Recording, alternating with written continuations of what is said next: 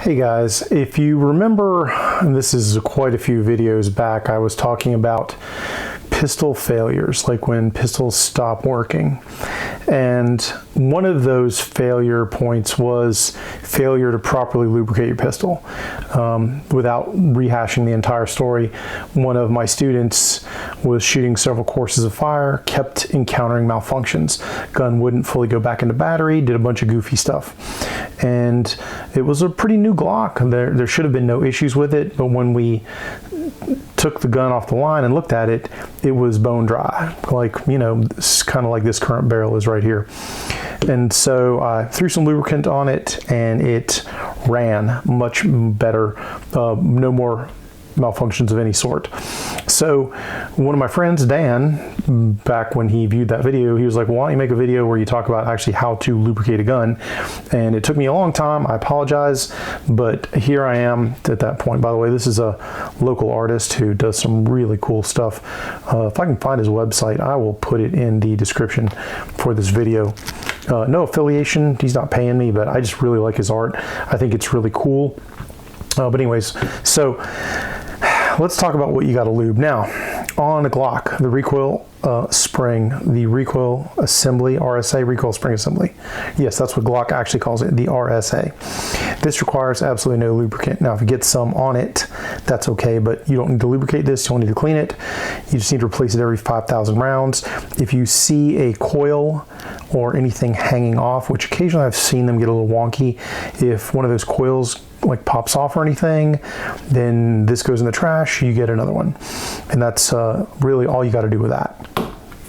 Now, when it comes to the slide, I'm not a big fan of putting a lot of lubricant on the slide, but the manual actually calls for you to drip one drip in each corner and let them run down the rails. So in I read the manual kind of thing. Let's just go ahead and do that. So I'll put a drop there, and that was a big ass drop. I'll let it run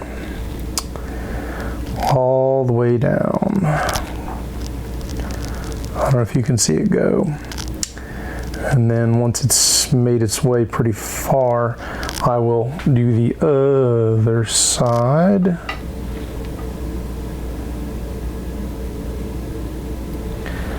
That might be a lot too, but we'll let it run. That is really all the lubricant that you should ever put anywhere near the slide. I have gone back and forth on whether to just put it on the rails and the frame itself. But for our purposes, like I said, we'll pretend like we read the manual, we'll pretend like we care. So we'll let that lubricant run all the way down. Next, there's only one spot that really requires lubricant. This little piece that sticks up. I don't know if you can see it right there, right beside that rear rail, a little silver piece. That requires one drop of oil. That might be too much as well, but one drop. Sometimes I'll run the trigger back and forth to like let it kind of get in there. Now, the part that you want to put a good generous amount of lubricant on is the outside of the barrel. None on the inside, but definitely the outside. I put enough on this barrel to where it is a visible amount of oil. Like I don't want it dripping, but I almost want it, I'd say like just under dripping is probably good. And all the places where you see wear, that's a clue, that's a good place for oil. Same thing with this little kind of indentation right there where it meets up with the slide. And I put some on the underside as well. Now, some people are going to go, oh my God, Glocks don't need that much lubricant. Well, here's the thing, guys. In my experience with Glocks, I have very few malfunctions when it comes to my Glocks, and I attribute a good chunk of that. Guys, even if you don't shoot a lot, maybe you're just, it just sits there, like you cleaned it, you only shoot like once every 6 months or so. Lubricant can evaporate, it can run. So even if you've not shot your gun or done anything with it for a good 6, 8, 9 months, every now and again inspect it. And if you're not seeing like that amount of oil on the barrel, or at least a visible amount of oil, then I would at least take it down and I would relubricate it. Now, you don't have to do that. Obviously, it's your gun, your call. But my preference is to have a visible amount of oil on there. And guys, in general, any gun oil will work. Like, you don't have to have anything too Gucci, but it's been my experience that the synthetic lubes tend to work better.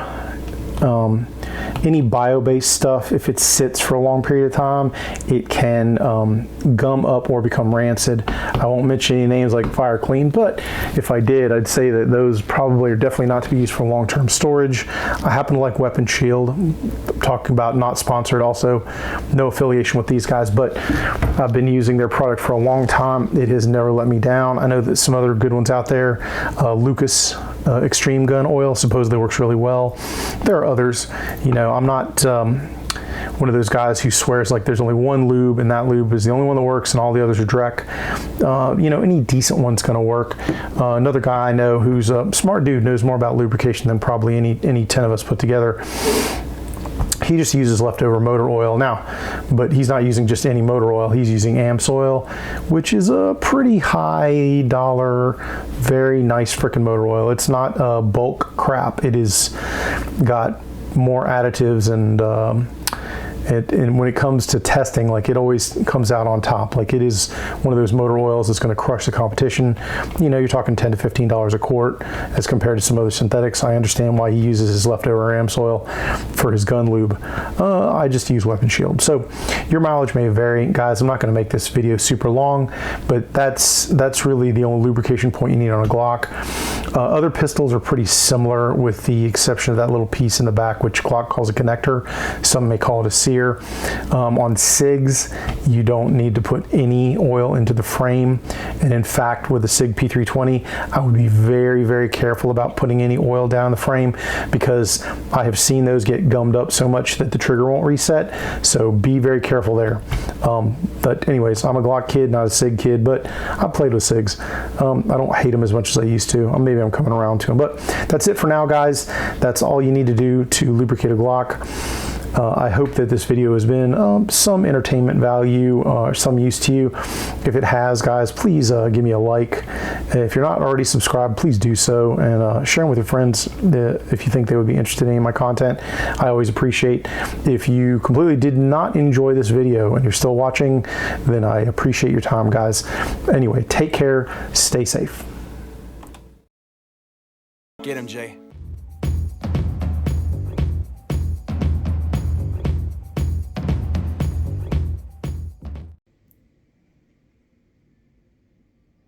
Tree, frozen, freak show, free, tulip, free.